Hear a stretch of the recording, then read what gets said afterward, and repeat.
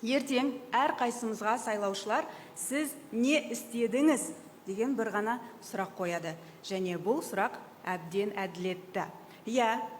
Қазір ұрандататын уақыт емес, іспен дәлелдейтін, нәтиже көрсететін уақыт келді.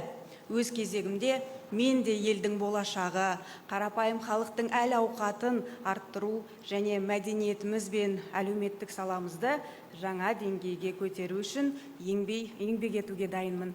Құрметті достар, ортақ мақсат жолында біргейік. Біз бөлек жүрсек, жай ғана дауыспыз, ал бірге болсақ, үлкен күшпіз.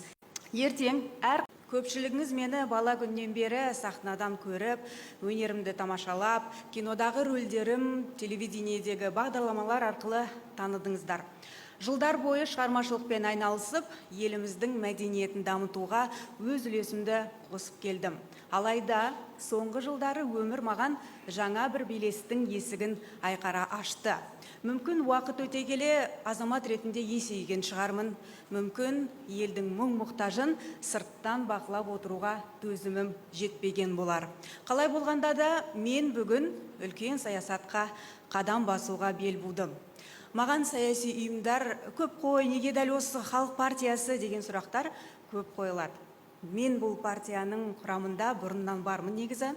Оның ішкі мәдениеті мен мақсатын өте жақсы білем. Саяси таңдауымның дәл осы партияға түсуіне Алматы қалалық филиалымен бірлесе атқарған жұмысымыз себеп болды.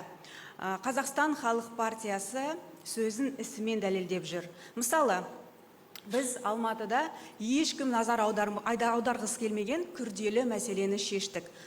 Сирек кездесетін ауыр дертке шалдыққан кішкентай балақайларымыздың еміне бюджеттен арнайы қаржы бөлуге қол жеткіздік. Осы бір ғана іс жүздеген отбасына үміт сыйлап, сәбилердің өмірін сақтады.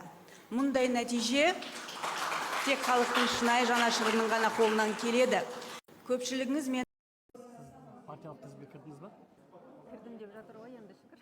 Сіз білмейсіз ба өзіңіз? Кіргеніңізді? Былай біліп жатырмыз. Жаңа сізді айтты ма? Хабарлады. Ол дегеніңіз сізді құрылтай депутаты болуы да мүмкін деген сөз ғой. Әбден болуы мүмкін. Өзіңізді құрылтайда көресіз? Әрине, неге көрмеске? Алдыңғы парламенттің құрамы жөнінде пікіріңіз қандай мәжілістің? Болары болды, өте жақсы заңдар қабылданды, жұмыс істеді, менің ойымша, енді жаман жақсы деп айта алмаймын. Қашаннан барсыз ба? Қашаннан бері барсыз? Енді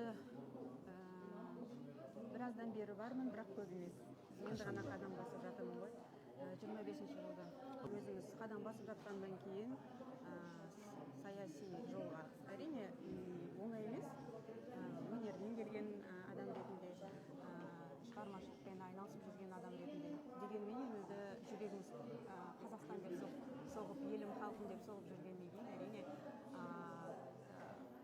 өзіңіздің халқыңыздың әл-ауқатын жоғары деңгейге көтеруге әбден еңбек етуге дайынбыз және еңбек етуіміз керек деп ойлаймын. Немқұрайлы қарауға болмайды, себебі өзімнің ғана қара басым деп әрқайсымыз жүре берсек, еліміз не болады?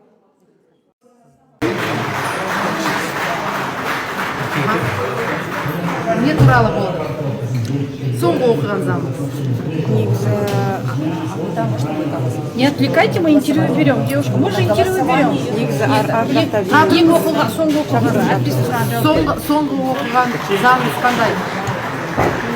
Не туралы болды? Айтыңызшы, не туралы? Білмейсіз ба? Бірде бір заңды оқыған жоқсыз ба? Қандай заң? Қандай оқыған заң?